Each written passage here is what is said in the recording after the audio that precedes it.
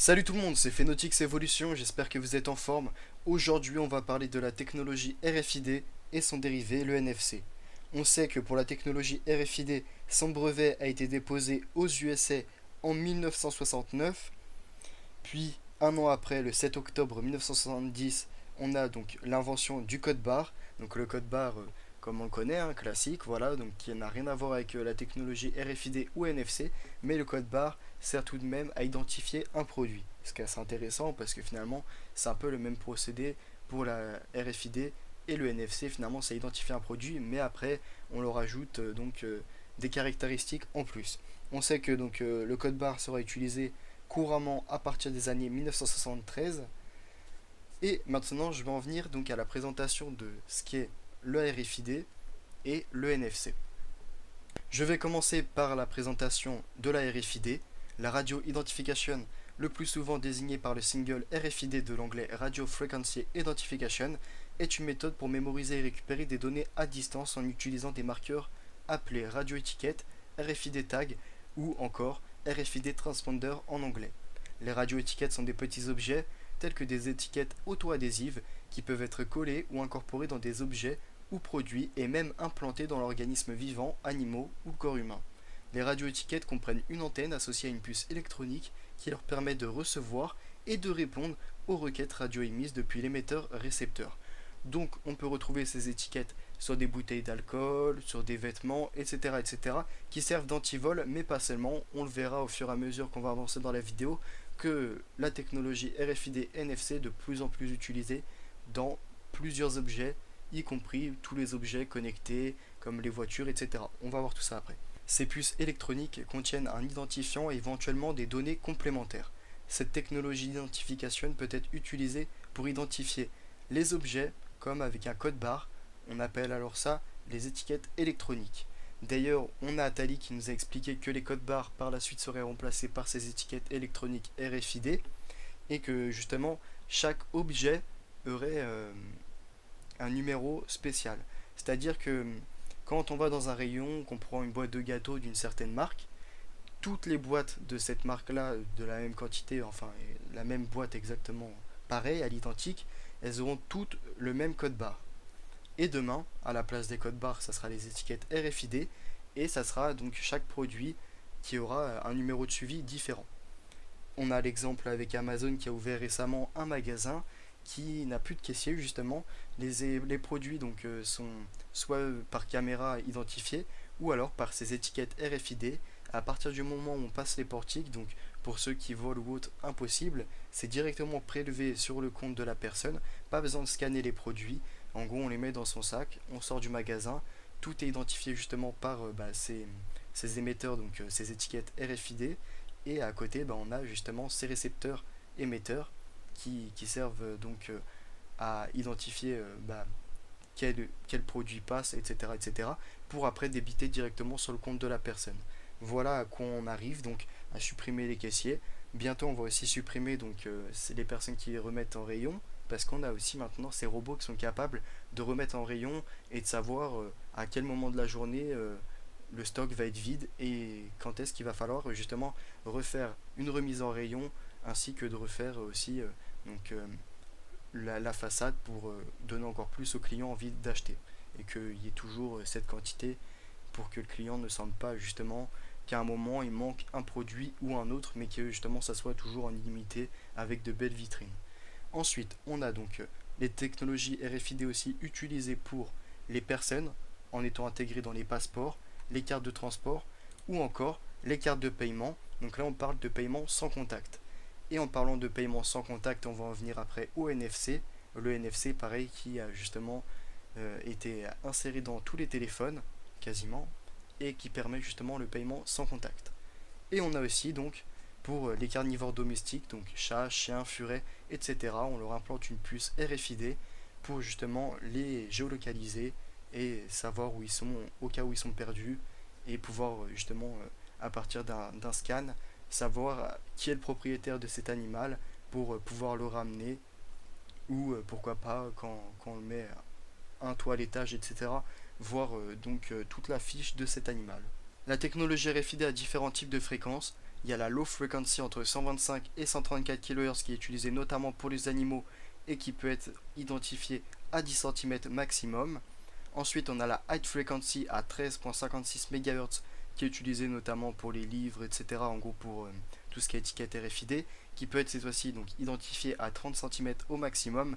Et on a la ultra high frequency entre 856 MHz jusqu'à 960 MHz qui cette fois-ci elle peut être identifiée jusqu'à 100 mètres. Sur le marché des RFID, on retrouve IBM en 2005 qui dénombrait 4 millions de transactions RFID chaque jour et en 2010 qui évalue à 30 milliards le nombre d'étiquettes RFID produites dans le monde et à 1 milliard de transistors par être humain. Je vais maintenant vous présenter la NFC, ensuite on va voir ce qui est lié à la technologie RFID NFC et ce qui en vient dans un futur proche. La communication en champ proche, en anglais Near Field Communication NFC, est une technologie de communication sans fil à courte portée et à haute fréquence permettant l'échange d'informations entre des périphériques jusqu'à une distance d'environ 10 cm dans le cas général.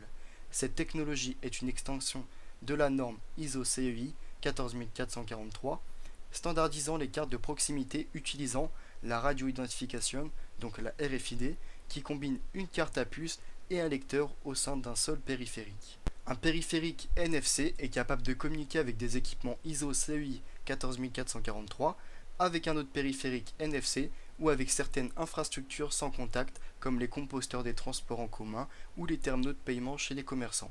La technologie ISO CEI 14443 équipe des cartes et des lecteurs utilisés dans les transports, dans le commerce ou pour l'accès à certains services publics. Et la technologie NFC équipe de plus en plus les terminaux mobiles. En 2011, la NFC équipait en effet 50 millions de tablettes tactiles et téléphones mobiles. Dotés d'un écran, d'un clavier et d'une connexion Internet, ces terminaux NFC ont un fort potentiel d'usage en favorisant les interactions entre les machines, les objets et un contexte.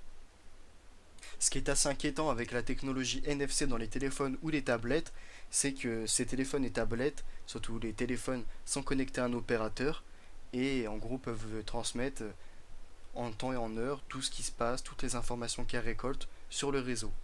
Aujourd'hui, on voit que la NFC et la RFID équipent les cartes bancaires, bientôt la disparition des billets et des pièces qui seront remplacés que par les paiements sans contact, donc sur mobile ou par carte bancaire. Puis viendra la puce RFID, donc on va en revenir après de cette puce RFID implantée dans la main qui remplacera le tout. La puce RFID qu'on essaye de nous vendre comme quelque chose de révolutionnaire, donc certaines personnes tombent dans le panneau, se font avoir. Alors dans certains pays, on a même la promotion pour expliquer que les enfants qui auraient une puce RFID, ça éviterait qu'ils soient enlevés, sauf que si on réfléchit 5 minutes, on peut voir qu'une personne qui est décidée à enlever un enfant fera tout son possible pour réussir son acte. Donc il y aura juste à s'équiper d'un brouilleur, et à partir du brouilleur, il sera à côté de l'enfant, donc la puce ne pourra plus émettre, donc au final ça n'aura servi à rien, ou même pire, il pourra carrément décider en gros de couper, parce qu'évidemment la puce RFID sera placée pareil chez tous les humains, il ne va pas y avoir des endroits spécifiques où elle va être placée, donc ça va être au niveau de la main, donc une personne qui enlève un enfant, comme justement ils sont en train de nous vendre ça pour éviter les enlèvements d'enfants, une personne qui enlève un enfant, suffira, ce sera encore pire, il pourra torturer l'enfant en voulant justement lui couper une partie de la main pour enlever la puce RFID et pas être géolocalisé. Donc au final, ça amènera encore plus de torture si vous voyez ce que je veux en dire. Donc c'est pas un moyen de sécuriser pour les enfants. Le seul moyen, c'est que justement ils aient leurs parents qui soient à côté et qui les surveillent, ou qu'il y ait une autre personne, un adulte qui les surveille, du moins un proche de la famille. Ensuite, on a aussi donc les puces RFID qui sont vendues justement comme révolutionnaires pour payer, pour avoir sa carte d'identité dans sa main, pour pouvoir ouvrir des portes, etc., etc. Donc on va voir un peu après justement où se développe la technologie NFC RFID. Et justement par rapport à la puce RFID, on voit aussi que ça servira donc pour remplacer les cartes d'identité, pour remplacer les cartes bancaires, et même pour aussi justement mettre votre dossier médical dans votre puce RFID. Tout ça donc pourrait être vendu au public comme quelque chose de révolutionnaire, alors qu'à la place, tout simplement, c'est un flicage en plus qui va emmener à la dématérialisation totale de l'argent, mais pas seulement, vous allez voir, il y aura encore plus de dérivés que ça. Et cette puce RFID, au final, en plus de ça, émettra des ondes dans votre corps, et votre corps n'est pas fait justement pour être en gros dans le transhumanisme et accepter des mauvaises ondes en vous. Voici différents exemples de produits qui sont équipés de RFID ou de NFC. On a notamment un vêtement Nike qui était connecté, qui a été présenté, les cartes bleues, les téléphones, les clés de voiture, la carte passe métro, lave-linge, réfrigérateur, table de repassage, les tags pour anti-vol, mais pas seulement. Bientôt dans les musées ou même sur nos produits du quotidien, on aura ces étiquettes RFID qui auront remplacé les codes barres, mais pas seulement, les étiquettes RFID qui contiendront aussi des messages.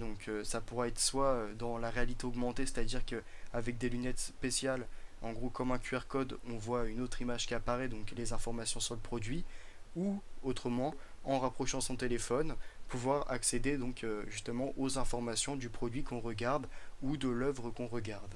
On pourra aussi voir justement dans les villes, à certains endroits, des informations sur l'histoire de la ville, etc., etc. Et on a aussi les badges d'immeubles pour entrer dans les halls qui en sont équipés de la technologie RFID. On a notamment aussi les paiements sans contact dans les téléphones. On a la RATP aussi qui remplace le ticket de métro par le NFC. Il y a le MIT qui a créé les drones RFID pour les entrepôts. On a Tracking Bagage qui sont des balises RFID pour les valises. Et on a FabTracer qui nous explique gestion logistique RFID NFC utilisée, même désactivée. En clair, vous pouvez désactiver la technologie, elle ne peut pas se désactiver, elle sera toujours active. Même si vous essayez de la bloquer, après il existe pour les téléphones des pochettes qui justement permettent que ces ondes ne se propagent pas, mais la technologie en elle-même, vous ne pouvez pas l'arrêter. Quand des personnes expliquent que le RFID, notamment la puce RFID, ne peut pas être géolocalisable, c'est un mensonge. Je vais vous expliquer pourquoi. Parce que quand vous avez une puce RFID dans la main qui serait implantée, imaginons que vous utilisez votre téléphone. Le téléphone est équipé de la technologie NFC qui sert de lecteur-émetteur. En clair, quand vous avez votre téléphone dans votre main, le NFC qui a une portée de 10 cm est largement au niveau de la puce RFID et donc permet de vous identifier et de savoir où vous êtes, donc de vous géolocaliser. Et en plus de ça, peut transmettre les informations de votre puce RFID, notamment avec le NFC, et le transmettre vu que vous êtes connecté à un opérateur avec votre téléphone, par opérateur, et donc on sait encore une fois où vous êtes. Ou même sans parler de téléphone, si vous n'avez pas de téléphone et que vous avez quand même été équipé de puces RFID, si vous vous baladez dans un magasin et que vous passez par une boutique qui utilise la technologie NFC RFID, si vous passez dans un rayon, selon si c'est équipé de RFID, mais c'est équipé de RFID et que c'est une haute fréquence, vous pouvez passer même à 90 mètres jusqu'à 100 mètres, et vous seriez identifié à cet endroit-là. Donc on saurait que vous êtes là. En plus de cette technologie RFID, on pourrait aussi parler notamment de la reconnaissance faciale, mais pas que. Donc voilà, je voulais démonter un peu les personnes qui disent que c'est pas géolocalisable, c'est un mensonge, parce qu'évidemment ils vous prennent le truc à part, comme s'il n'y avait aucun lecteur autour de vous, chose qui est un mensonge, il y aura des lecteurs partout, et c'est déjà présent. Et bientôt on va avoir plein d'articles commercialisés avec la technologie NFC ou RFID, notamment des couches, des biberons, des chaussettes pour les nouveau-nés, les chaussettes notamment pour savoir leur fréquence cardiaque, etc., etc., comme fonctionne un peu justement la montre d'Apple. D'ailleurs la montre d'Apple qui justement enregistre votre fréquence cardiaque et pareil qui est équipée de NFC, donc quand vous êtes à distance avec une personne qui est à côté de vous et qui a aussi on va dire cette montre qui vous serre la main, on voit comment vous réagissez avec cette personne là, comment vous vous comportez, quelle est votre fréquence cardiaque avec cette personne là. Ensuite on a aussi des publicités qui pourraient être personnalisées, notamment par rapport aux achats déjà qui seront complètement fliqués, mais pas seulement. Quand vous passerez à côté d'une borne publicitaire, il suffit qu'il n'y ait personne autour, vous aurez votre propre publicité, c'est-à-dire que les produits que vous avez l'habitude d'acheter, on vous mettra en publicité pour vous pousser encore plus à la consommation. On aura aussi les serrures qui seront remplacées par des ouvertures à déverrouillage RFID NFC.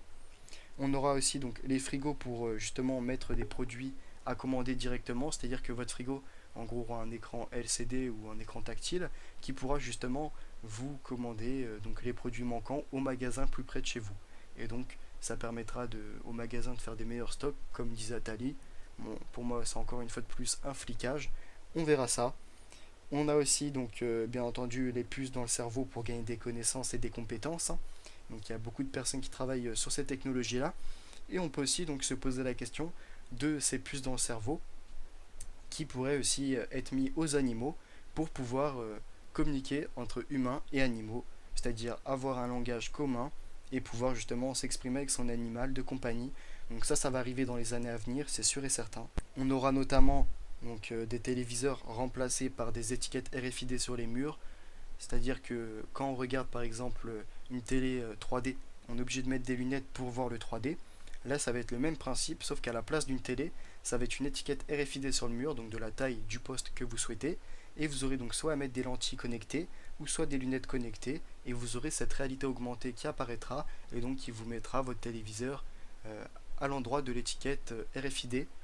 On aura aussi peut-être la possibilité d'avoir justement des téléviseurs holographiques, c'est-à-dire qu'à plusieurs endroits dans la pièce, on aura ces capteurs RFID qui permettront, donc pareil avec les lentilles connectées ou les lunettes connectées, de voir justement cette holographie apparaître dans la pièce et pouvoir regarder un film ou pouvoir jouer, etc. avec cette technologie-là.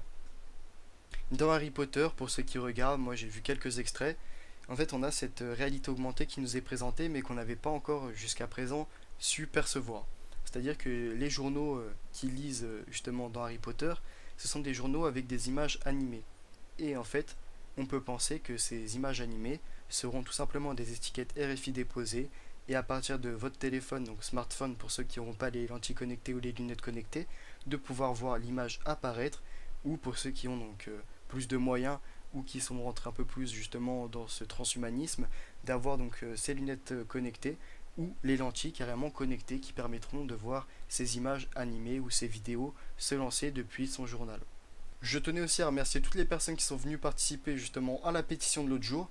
J'aurais pensé qu'on soit plus nombreux que ça, mais c'est déjà pas mal. Peut-être dans une prochaine pétition, plus de monde viendront justement participer pour se faire entendre, du moins pour faire entendre l'avis du peuple, voilà. Aujourd'hui, j'ouvre un sondage que vous retrouverez donc dans les descriptifs de la vidéo. Voilà, vous aurez un lien où vous pourrez venir participer.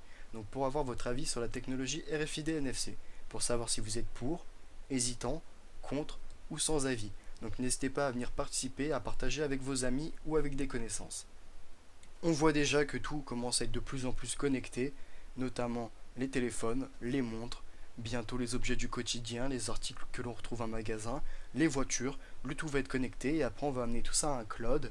Et comme je vous l'ai déjà présenté, Genesis sera la première entreprise qui aura son intelligence artificielle en cloud qui gérera le tout. Et dans Genesis, on retrouve comme partenaire IBM, que je vous ai présenté en début de vidéo, qui est justement un grand producteur de RFID. IBM qui a un gros soupçon sur eux par rapport à l'affaire du 11 septembre, notamment aussi avec The Carly Group, etc., que je vous ai présenté en vidéo. Je vous invite à aller voir la partie 3 qui est vraiment la plus intéressante. Je développe aussi sur la Reincorporation. Bien entendu, la Reincorporation, je reviendrai sur eux par rapport au maître du monde. On verra tout ça, donc pareil, une vidéo qui arrive, je suis en train de la préparer. Et après, je vous présenterai aussi en vidéo les deux entreprises qui sont le danger de demain, donc Genesis et le CERN. Et Genesis, je reviendrai notamment aussi sur ses partenaires. On verra tout ça, voilà. Je vous présenterai ça en vidéo. En tout cas, j'espère que cette vidéo vous a plu. Et si vous avez des idées de technologies qui seront équipées demain de RFID ou de NFC, n'hésitez pas à me le mettre en commentaire.